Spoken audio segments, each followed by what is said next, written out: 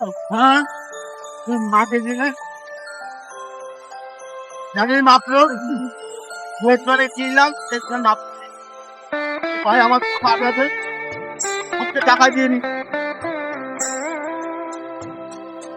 Hello guys, আসসালামু আলাইকুম।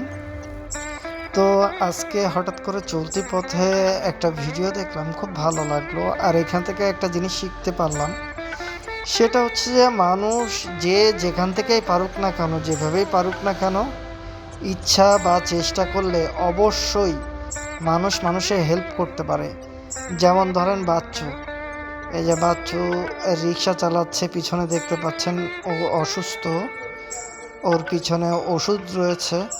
তারপরেও এই লোকটা অনেক কষ্ট করে যে খড়ি নিয়ে যাচ্ছে তার বাসায়। বাচ্চু অনেক কষ্ট করে হলেও সে হচ্ছে তার বাসায় পৌঁছে দিচ্ছে। আপনারা দেখতে পাচ্ছেন খুবই কষ্ট করে হলেও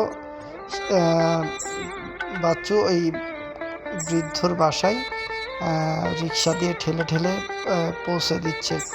আমরা এই ধরনের অনেক ভিডিও দেখি যে বাইকে করে নিয়ে যাচ্ছে, কিন্তু এই রিক্সায় করে দেখতে পাচ্ছেন এক ঠ্যাং দিয়ে চালাচ্ছে ওই ওই লোকের গাড়িটা, আর সে প্যাডেল ধরে রিক্সায় বসে আছে।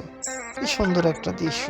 তো এখান থেকে একটা জিনিস শিক্ষা নিতে পারি, আমরা যে যেখান থেকেই পারি না কেন, ইচ্ছা থাকলে আমরা ঠিকই মানুষকে অবশ্যই হেল্প করতে পারি। তো এই হচ্ছে ভিডিওটা, সবাই দোয়া করবেন ইনশাল্লাহ এইভাবেই যেন একজন একজনের হেল্প করতে পারি, প্রত্যেকটা মানুষের হেল্প প্রতিটা মানুষ করতে পারে। সবাই দোয়া করবেন। আর একটা জিনিস, সেটা হচ্ছে যে আমার কাছে মনে হয় যে প্রত্যেকটা মানুষের ভিতরে একটা করে সুপার হিরো থাকে। সো কাউকে ছোট করা উচিত না। বিপদের দিনে প্রতিটা মানুষের কাজে লাগে। সো আমরা প্রত্যেকটা মানুষকে মূল্যায়ন করব। ঠিক আজকে বাচ্চু যেভাবে এই বৃদ্ধ মানুষটাকে হেল্প করলো, তো আজকের দিনে বাচ্চু সুপার হিরো। সো সবাই ওর জন্য দোয়া করবেন। আল্লাহ হাফেজ। তো ইচ্ছা করলে একটা কথা বলি, যে মানুষ যদি ইচ্ছা করে, যে যে পেশায় থাকুক না কেন, যে যে পজিশনেই থাকুক না কেন, তো মানুষ যদি ইচ্ছা করে তাহলে হচ্ছে গিয়ে সব পরিস্থিতিতে মানবতার সেবা করতে পারে। তো এই মেসেজটা বাচ্চুর কাছ থেকে আপনারা আজকে শিখে নেন। সবাই ভালো থাকবেন, ইনশাল্লাহ দেখা হবে কোনো একটা ভিডিওতে।